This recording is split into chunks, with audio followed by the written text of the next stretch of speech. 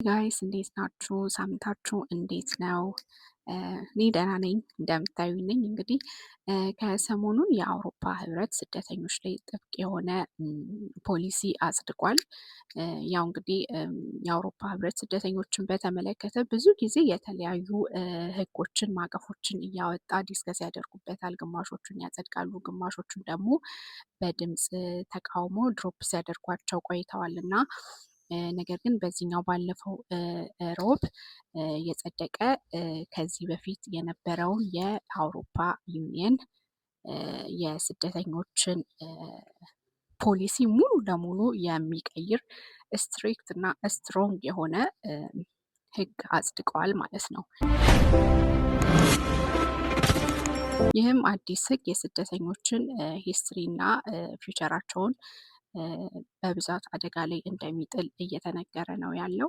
ይህም ምንድነው? ወደ አውሮፓ ህብረት ሀገራቶች ውስጥ ለመግባት ምንም አይነት ሌጋል ራይት የሌላቸውን ስደተኞች በአራት መንገድ ሊያስተናግዱ ተዘጋጅተዋል ማለት ነው። ስለዚህ አዲሱን የኢዩ ሚግሬሽን ኤንድ አሳይለም ፖሊሲ በአራት ሜጀር ፓርቶች ከፍዬ ከመናገሬ በፊት በሁለት ልክፈል እና ሁለቱም ላይ ያለውን ነገር ላስረዳችሁ። ምክንያቱም ስደተኛ በተለያየ መንገድ የሚመጣ ስላለ የመጀመሪያውን እንግዲህ ኢሌጋሊ የሚመጡ ስደተኞች ብለን እንውሰዳቸው። ሁለተኛውን ደግሞ ሌጋል በሆነ መንገድ ቪዛ አግኝተው ወደ አውሮፓ ህብረት ሀገራት የሚገቡ ስደተኞች እንዴት ነው ይሄ አዲሱ ስትሪክት የሆነ ህግ የሚተገበርባቸው የአሳይለም ፕሮሰሳቸው ሲያደርጉ የሚለውን ደግሞ አብረን እናያለን ማለት ነው።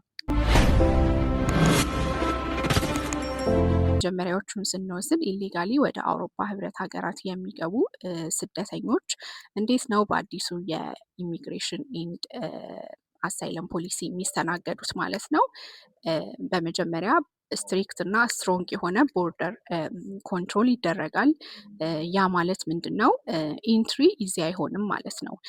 በእያንዳንዱ የዩሮፕ ሀገራት መግቢያ ላይ እያንዳንዱ ፖርት ላይ ራሱን የቻለ ጥብቅ ቁጥጥር ያለው ማቆያ ወይም ደግሞ ሴንተሮች ይዘጋጃሉ ማለት ነው። ስለዚህ በእንደዚህ አይነት ቦታ ላይ ሆነው አሳይለም ለመጠየቅም ጠበቃ ለመያዝም አፒል ለማድረግም በጣም ታፍ ነው የሚሆነው ማለት ነው። እንደ በፊቱ ገብተው ጠበቃ ይዘው አሳይለም ጠይቀው ጠበቃ ይዘው ኦር ሪጀክት ከተደረጉ ደግሞ አፒል አድርገው ምናምን የሚል ፕሮሰስ አይኖርም። በቃ ፍሮም ደ ቢግኒንግ ከመግባታቸው በፊት እያንዳንዱ ሀገር ላይ ፖርት ላይ ይያዛሉ፣ ኬዛቸው ይታያል ማለት ነው። ሁለተኛው ደግሞ ምንድን ነው? የገቡበት የኢዩ ሀገር ፖርት ላይ ፈጣን የሆነ የአሳይለም ፕሮሰስ ይደረግላቸዋል ማለት ነው። እንደ በፊቱ ገብተው አሳይለም ጠይቀው ጠበቃ ይዘው ከዛ ሪጀክት ከተደረጉ አፒል አድርገው ምናምን የሚል ፕሮሰስ አይቀጥልም ማለት ነው። በጣም በአስቸኳይ ኬዛቸው ይታያል። ከዛ በኋላ ምንም አይነት የመቀጠል ፕሮባቢሊቲያቸው በጣም ኦልሞስት ዜሮ ነው የሚሆነው ማለት ነው። ሌላው ደግሞ ሶስተኛው ምንድን ነው? የዲፖርቴሽን ወይም ደግሞ የዲቴንሽን ሴንተሮች ይዘጋጃሉ ማለት ነው። ከዚህ በፊት ሪተርን ሀብ ብለው ፕሮፖዝ ያደረጉት እና ያጸደቁት ህግ አለ። ያ ምንድን ነው? ከኢዩ ሀገራት ውጪ የሆኑ ሌላ ሶስተኛ ሀገሮችን ሴሌክት በማድረግ እነዚህ በህጋዊ መንገድ ኢዩ ሀገር ውስጥ እንዲገቡ ያልተፈቀደላቸውን ስደተኞች ቀጥታ ወደ ሪተርን ሀብ ሀገራት የመመለስ ስራ ነው። ስለዚህ እነዚህ ኢሊጋል ኢሚግራንቶች ወደ ሪተርን ሀብ ተብለው ወደ ተቀመጡት ወደ ተዘጋጁት ሀገራት ዲፖርት ይደረጋሉ ማለት ነው፣ ወደ ሀገራቸው መመለስ የማይችሉ ከሆነ። ሪተርን ሀብ ሀገራት ላይ የሚቆዩት ምን ያህል ጊዜ ነው? ወደ ሀገራቸው መመለስ ከሚችሉ ድረስ አሊያም ደግሞ ለተራዘመ እና ማብቂያው ለማይታወቅ ጊዜ እዚህ ሪተርን ሀብ የተባለበት ሀገር ላይ ስቴ ያደርጋሉ ማለት ነው። አዲሱ ስትሪክት የሆነው የኢዩ ሚግሬሽን ኤንድ አሳይለም ፖሊሲ ከዚህ በፊት ለአስርት ዓመታት እንግዲህ የሚግሬሽን ህግ ሲተገበር የነበረበትን ፕሮሲጀር ሙሉ ለሙሉ የሚቀይር እንደሆነ ይነገራል ማለት ነው። እንግዲህ በጣም ዲጂታላይዝ ሆነው ነው የሚሰሩት። ከዚህ በኋላ ከዚህ በፊት አንድ ሀገር ከተከለከላችሁ ሌላ ሀገር ሄዳችሁ እድላችሁን ትሞክራላችሁ። አንድ ሀገር ላይ ስትገቡ አሻራ ላይኖራችሁ ይችላል ምናምን እና እነዚህ ቻንስ ሊሆኑላችሁ ይችሉ ነበረ። አሁን ከዚህ በኋላ በወጣው አዲስ ስትሪክት የሆነው ህግ ግን ሲጀምር ኢንትሪ ላይ ችግር ይገጥማችኋል። ቦርደር ላይ ነው የምትያዙት፣ እዛው ቦርደር ላይ ነው የምትቆዩት።